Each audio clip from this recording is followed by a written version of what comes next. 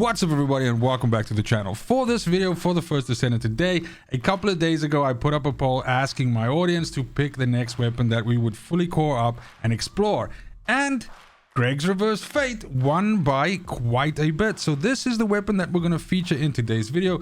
We're going to basically look at this tactical rifle and kind of like see why for me this weapon is struggling to kind of like find its identity. Let me explain. The 2 points really for me specifically with this weapon is the fact that first of all, it carries about the same amount of hate as Bunny does, but just in a weapon form. That is to say that there's a certain part of the player base that detest Bunny playing alongside her as well as playing with her for various reasons, which I'm not going to waste your time in explaining in this video. And I feel like Greg's Reverse Fate gets somehow similar hate due to the fact of all of the visual clutter that it essentially brings to the game. That is, of course, the unique ability that brings all of these fucking falling fire lasers out of the sky. And, you know, this not only tanks frame rates, but is terribly difficult to look through if you're trying to figure out what to shoot and everything. Of course, there are ways of disabling this, but the bottom line is the average player hates seeing this shit happening in front of them. And so for this reason, a lot of people say that Greg's Reverse Fate is a solo only weapon and you shouldn't use this in groups because, you know, that makes you an asshole. The other thing as well is that you have to bear in mind that this weapon also really accelerates the enrage timer on pretty much every boss that you shoot it at. So it is a dangerous weapon to use in fights against void intercept bosses because it can absolutely just hasten the time to getting them to an enrage phase. And then of course once they're in an enrage phase, they can go, you know, immune or whatever the situation might be for that particular boss, which just causes difficulty for you and the other players that are playing with you. So again, pointing to the fact that you should play this in a solo capacity.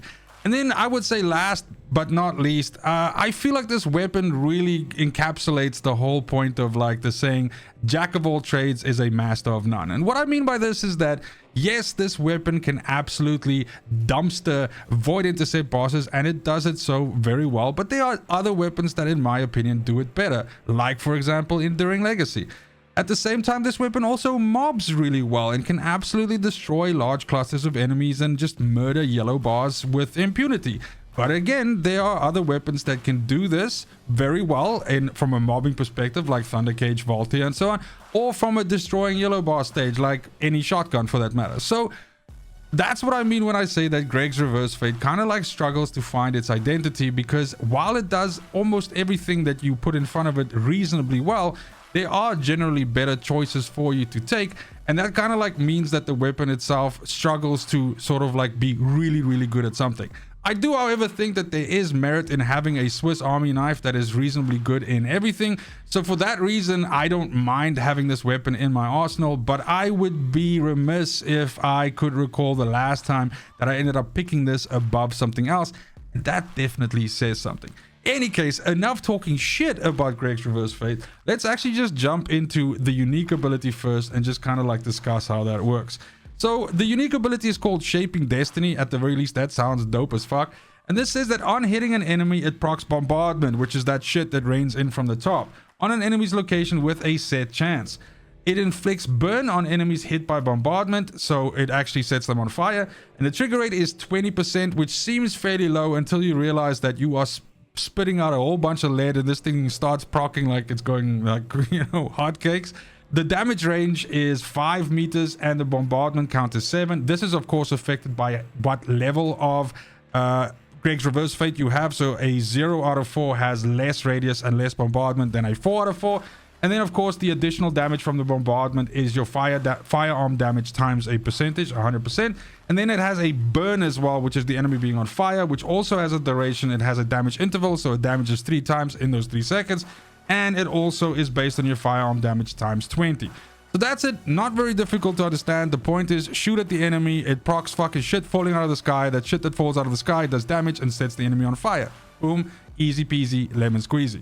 Now, when we look at the mods itself, again, like I said, Greg's Reverse Fate struggles with an identity because its stats are kind of like, you know, again, spread like butter. So we have a decent enough 20% firearm critical hit rate base to start from with a 2x multiplier, but we also have a very nice weak point damage multiplier of 2x as a base. That means that we could potentially build into just crit or just weak point, or into some kind of like amalgamation of both, which is what we're going to do for this build, because crits on weak points are exceptionally juicy and you absolutely want that. Now, I will also say that I think most of the footage that you've seen up to this point and will see in this video, you'll see me using this weapon with Descendants that can artificially increase the critical chance of a weapon through their own skills, like for example Haley. And that's because I think that those are the perfect Descendants to use a gun like Greg's with, where it means that you can not build completely into crit, but then have the Descendants abilities actually increase the crit to a point where the weapon crits a lot, thereby opening up some slots for you on the weapon for other shit. All right, so we're going to start off with what I call the basic three. So action and reaction, and of course rifling, not ruffling, ruffling. Rifling reinforcement, and then of course also fire rate up.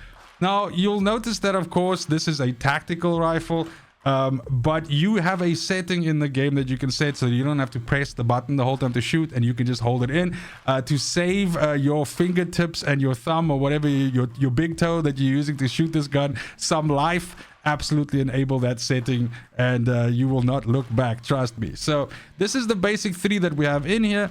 Then we add the first two mods which affect our critical hit and our critical hit damage. So again, just the reason why we put these three in here, in case anybody doesn't understand, is action reaction and rifling reinforcement are both boosts to our firearm attack, and fire rate up means more bullets out of the gun faster, which is just a net positive for us in terms of damage. So our two blue mods here, the first one for critical hit rate, so we increase our critical hit rate, and the second one for critical hit damage, so we increase that. Now we jump all the way up to 27.4% critical hit rate with a almost 3 times multiplier, which is looking kind of juicy.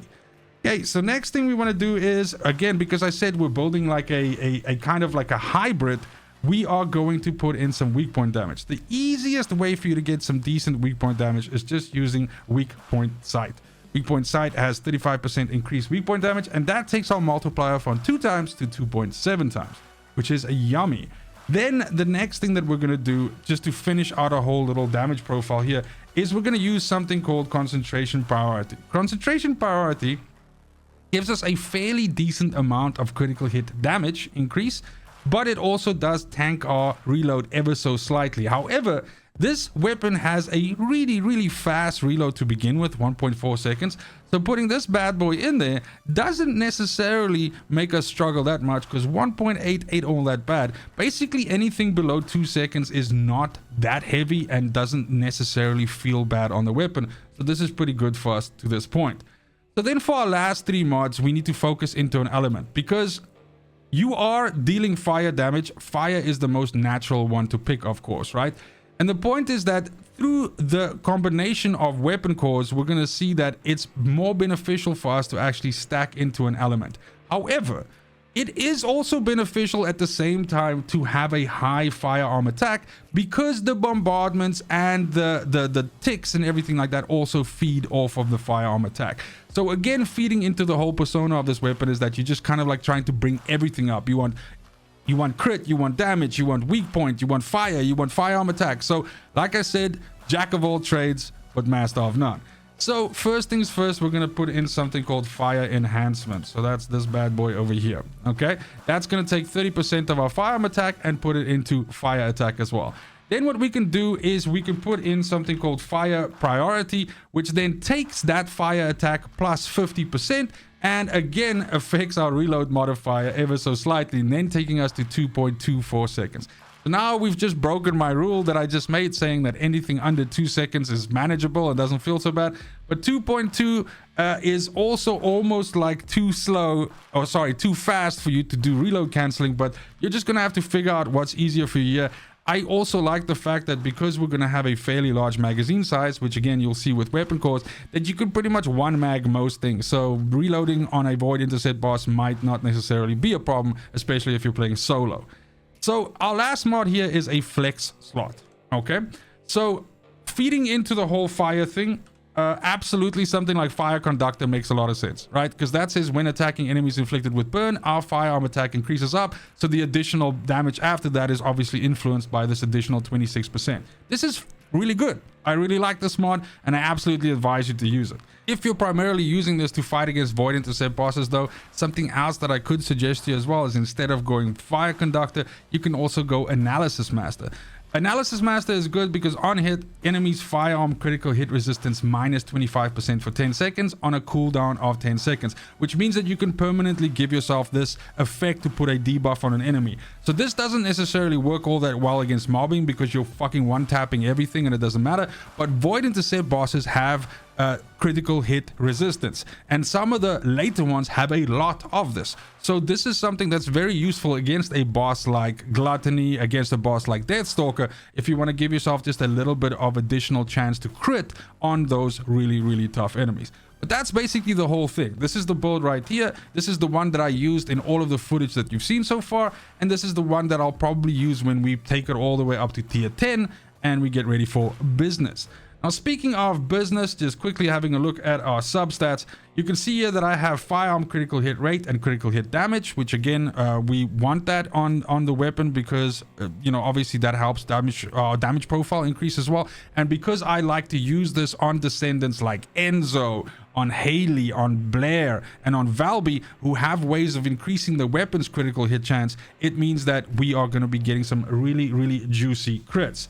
Then I have firearm attack, which is a no-brainer. And then because I primarily use this weapon to kill Void Intercept bosses that are weak to fire, I have bonus firearm attack versus Colossus on here. Rounds per magazine could work here if you're using this in a mobbing capacity only, or failing not being able to get bonus firearm attack versus Colossus, you could also go for something like weak point damage here. That's also perfectly fine. Although if you are primarily using this to hunt Void Intercept bosses, you can't go wrong with bonus firearm attack versus Colossus. And last but not least is have a quick little look-see-poo at the weapon cores. I do also want to mention the fact that, of course, you'll notice that I haven't gone all the way to like max yellow cores on this. And that's because we're so close to the February patch right now that it doesn't make any sense to invest more resources in this than just to get a basic idea of what works on this weapon. So you'll see some of them are gold, some of them are purple. Of course, once we get tier 8, 9, and 10, I'll be taking this to tier 10, and you'll see a follow-up video where I can confirm that this shit is the GOAT, or maybe I'll make some changes or something like that. All right, but from a distribution of weapon core slots on Greg's Reverse Fate, we have 1 free slot, 1 firepower slot, 2 tacticals, and 1 special. So specifically in the free augmentation, I ended up going for, again, there was only really 2 choices here for us. It was either additional firearm attack or it was additional fire attack, so the element.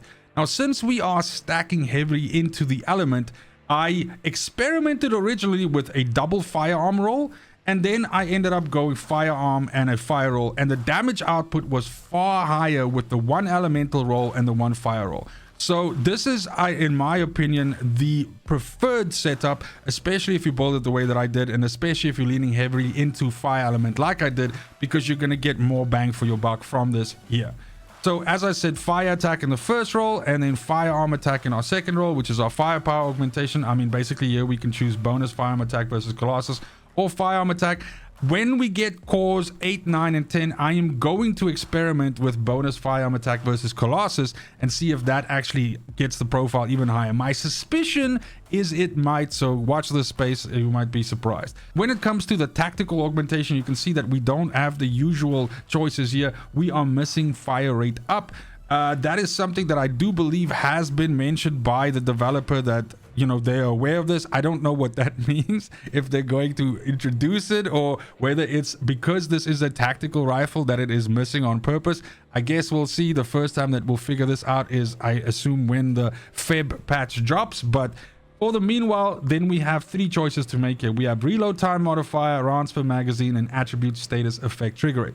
Now, you'll recall that I don't have any increased mag size on my weapon or in its mods or in my substats, so I figured this would be the right place to actually address this situation. So for that reason, I rolled rounds per magazine twice. So this gives us a really decent amount of weapons, or rather of bullets, in our magazine to plow through before we actually have to reload. And it's because of these two mods that I'm able to basically one cycle pretty much all of the bosses that I shoot this at in a solo capacity. Last but not least, the special augmentation. The less said about this, the better. Of course, this needs to be matched with a similar roll on your substats for this to actually trigger, very much similarly to how bonus firearm attack versus Colossus works. So if you are willing to sacrifice one of your substat rolls, then you could roll this.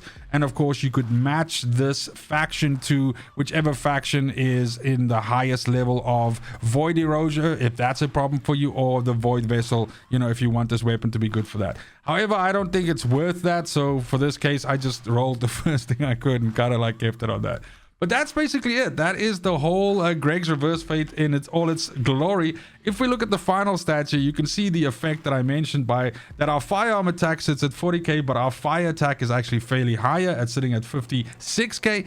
That means that this weapon is, you know, favorable against enemies that are weak against fire. You will be dealing decent damage against other Void Intercept bosses as well, but the ones that are weak against fire, like Gluttony or some of the other ones, will really feel the sting of this weapon as you fucking plow through them. Now also, we are sitting at a just under 30% critical hit rate with a 4.4 times multiplier and a weak point damage of 2.7. So again, like I said, very evenly spread across the board with 73 bullets in the magazine. That is it for the video. Thank you so much for watching. I will probably be doing maybe 2 more weapons before the Feb patch drops. Go ahead and let me in the comments down below know which of those weapons I need to prioritize. It's entirely your choice. I got you. Other than that, fucking cheers.